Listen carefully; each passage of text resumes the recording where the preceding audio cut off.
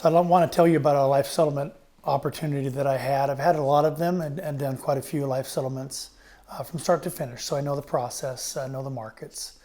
And so the interesting thing about life settlements is that life insurance policy is just an asset that you own. And so if there's a market, if someone was willing to buy it and you're willing to sell it, then you have an opportunity to have that transaction happen. And so people oftentimes will look at their life insurance as just generally a bill to pay.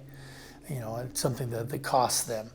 But it actually can become an asset that is saleable under the right circumstances. So I had this one client who had a second to die policy on their parents. And so this is a policy actually that I inherited. I didn't write the policy originally. It was written, I think, in the early 90s. And I was in business at the time, but it was someone else's contract, someone else's client. But that person retired, and so I ended up taking over the contract really right after it was written.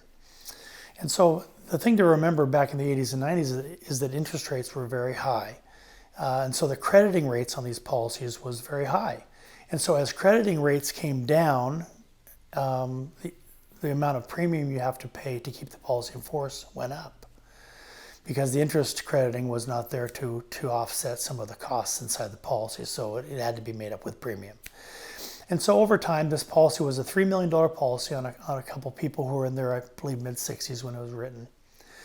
And then the premium went up from $30,000 a year to $40,000 a year, which the client could easily pay, which they did. And so they made this change about the mid-90s from $30,000 to $40,000. And then over the years, additional premium increases were recommended, you know, to $50,000 or $60,000, which became a lot of money for them. They were doing well, but you know, when you're writing those types of checks, you sort of scratch your head and wonder what you're really doing. Well, in the meantime, the father passed away, and he was a really nice man, really, actually one of my very favorite clients. But he did pass away, and so all that was left was was the mother that we're insuring. And she was very healthy, actually. So all of a sudden, over time, she became 83 years old, and the premium now went from $40,000 to about 110 is what they were going to have to pay to keep the policy in force to age 100. And since the mom was healthy, the kids were thinking, well, you know, first of all, we don't hope our mom dies, so there's always that. But if we just look at average life expectancy for someone 83, she probably has 10, 12 years left, which means they're going to put another $1.5 million into the contract. They'd already paid about $800,000, and so they were thinking it's maybe a push, so they were just going to surrender their contract. And the contract only had $60,000 of cash surrender value. So, which they were fine with. They were just really looking forward to not paying the $110,000. So they came to me and said, hey, Kirk, we think we're going to surrender this contract on mom. We don't want to pay them extra money to keep it in force. And so I said, well, okay, so before you surrender it, let's see if we have a market for it. And they said, what do you mean? I said, well, let's see if we can find a buyer. It's an asset you possess. Let's see if we can find a buyer. And so we looked around, and I have a lot of connections. And so we found a market for actually a couple of different interested parties. And we ended up selling that contract not for the $60,000 cash surrender value, but for $1.14 million for that client. So the client ended up netting right at $1 million. There were some costs in selling the policy that are part of the transaction, but they got right at $1 million.